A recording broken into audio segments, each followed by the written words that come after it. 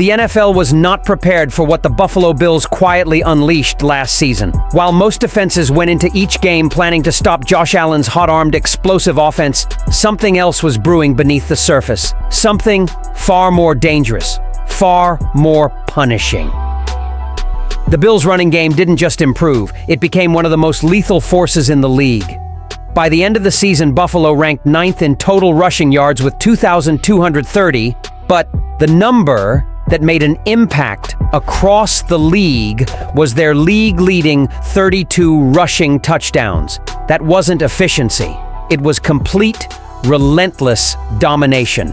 Leading that running attack was James Cook, a player who had entered the league as a promising talent, but by 2024 had become a nightmare for opposing defensive coordinators. Cook didn't just pile up numbers, he dismantled game plans. With 1,009 rushing yards and an impressive 16 rushing touchdowns, he consistently punished defenses that dared to focus solely on Buffalo's aerial attack. But Cook's real weapon wasn't just his running ability, it was his versatility. Defenses were forced to constantly hesitate as Cook added another layer of danger with 258 receiving yards and 2 more passing touchdowns. Was he catching the ball? Was he sliding to the ground? Was it a short gain or a game-winning burst? Linebackers were paralyzed. Safeties were routinely out of position. Cook turned simple plays into highlight reels, proving himself to be one of the most complete offensive weapons in the league. But just when defensive coordinators thought they could focus on Cook, the Bills threw them another problem, one they weren't prepared for.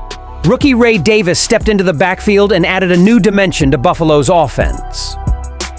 Davis brought a different touch. Sharp lateral quickness, explosiveness, and surprising strength for his size. He racked up 442 rushing yards and 3 touchdowns, and he also displayed soft hands and precise routes as a receiver, adding 189 receiving yards and 3 touchdowns. His ability to exploit small gaps and turn tight spaces into big plays gave Buffalo a 1-2 punch that forced defenses to spread out and take risks, often to no avail. And the nightmare didn't stop there. Even behind Cook and Davis, the depth chart remained lethal. Ty Johnson, often overlooked, stepped up when called upon and delivered crucial performances in key moments. Despite limited touches, Johnson tallied 284 yards on just 18 receptions, adding 3 touchdowns. His explosiveness after the catch turned short routes into chain action plays and kept drives alive when defenses least expected it. What makes this run game even more terrifying isn't just the production, it's the unpredictability. Buffalo's offense can hit defenses in so many ways: power, speed, versatility, and misdirection. Stopping one running back simply paves the way for another. And with offensive coordinator Joe Brady designing increasingly creative running schemes to maximize those weapons, opposing teams are left in a constant game of catch-up. But while the Bills' running attack has become one of the most underrated in the NFL, not every aspect of that offense is on the rise. As 2025 approaches, one key offensive weapon faces increasing pressure to deliver or risk falling behind in a rapidly evolving offense, and his name is Dalton Kincaid. While Buffalo's running attack has blossomed into one of the league's most dangerous weapons, there's another story quietly brewing on the other side of the offense, and it's much more uncertain. That story belongs to Dalton Kincaid. Hailed as a first-round gem when the Bills selected him in the 2023 NFL Draft, Kincaid was expected to quickly emerge as Josh Allen's top target, especially after the departure of Stephon Diggs.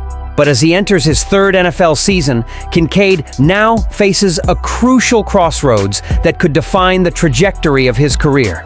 In his rookie season, Kincaid showed flashes of brilliance that validated Buffalo's investment.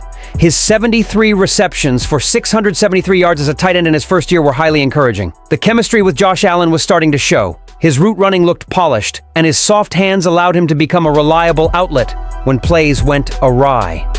Many believed 2024 would be his breakout season. But then came the setbacks. The 2024 season was filled with frustration for Kincaid.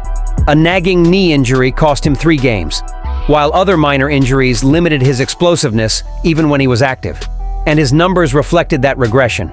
his receptions dropped to just 44 catches for 448 yards. Despite being the second most targeted player on the roster with 75 total targets, his catch percentage dropped dramatically to just 59%, putting him near the bottom of the list of Buffalo skill players with 25 or more targets.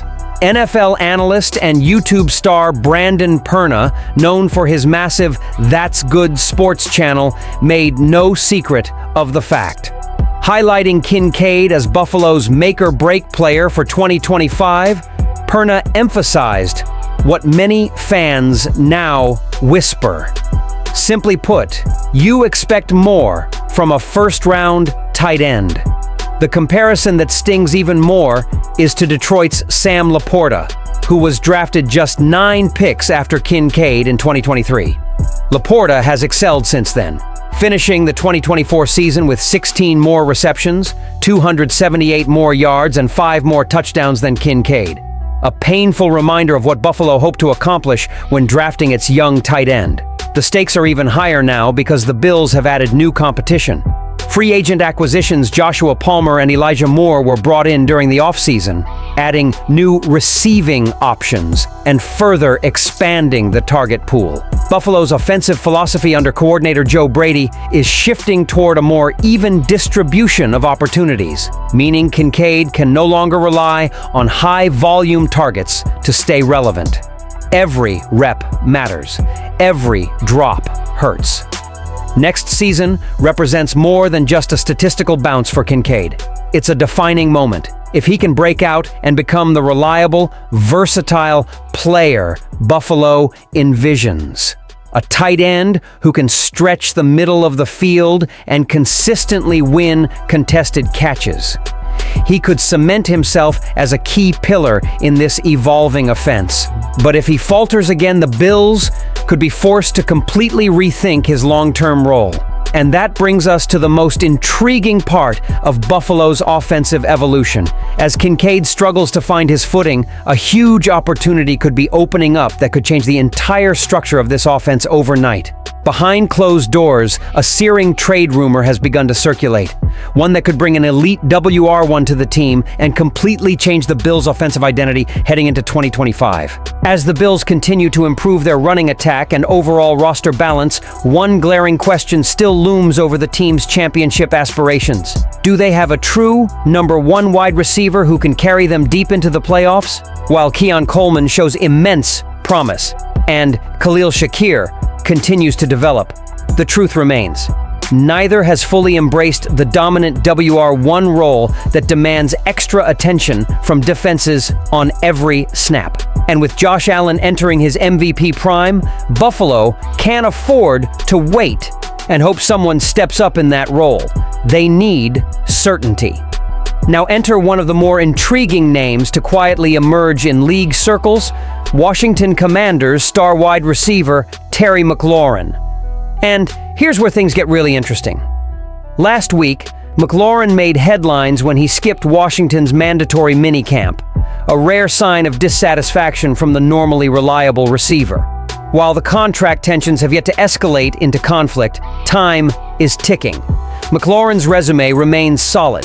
1,096 receiving yards in 2024, 13 touchdowns in the regular season, and another 3 touchdowns in the playoffs. He remains one of the most talented route runners and reliable playmakers in the league. But there's one undeniable reality that enters the conversation: age. McLaurin turns 30 in September. And while he still has plenty of play left, Washington's front office needs to evaluate whether now is the right time to move their prized asset, given that his trade value remains sky high. The Commanders also have a young quarterback in Jaden Daniels and could see value in acquiring additional draft capital to build his future. That creates a perfect storm, one that a team like Buffalo is perfectly positioned to capitalize on. From Buffalo's perspective, adding McLaurin would do much more than simply improve its receiving core. It could redefine its entire offensive structure. McLaurin's ability to dominate man coverage, run precise routes, and make contested catches would immediately divert defensive attention away from Coleman, Shakir, Kincaid, and Dawson Knox. It would allow Josh Allen to distribute the ball with surgical precision, knowing he has a true number one. One option who can win in all situations. Red zone, third down, big moments. And perhaps most importantly, McLaurin would bring veteran leadership and playoff experience to a still young receiving corps. His presence could elevate the maturity and consistency of the entire offense. But of course, the big question: if no extension is finalized in Washington soon, and Buffalo makes a competitive offer, we could see one of the most promising trades in the league materialize before Week 1. Bills Mafia, if Buffalo does indeed bring in Terry McLaurin, with the running game already dominating with James Cook and Ray Davis, and with Kincaid having a breakthrough season, do you think we will finally have the most complete offense of the Josh Allen era? Or is there news from the Buffalo Bills?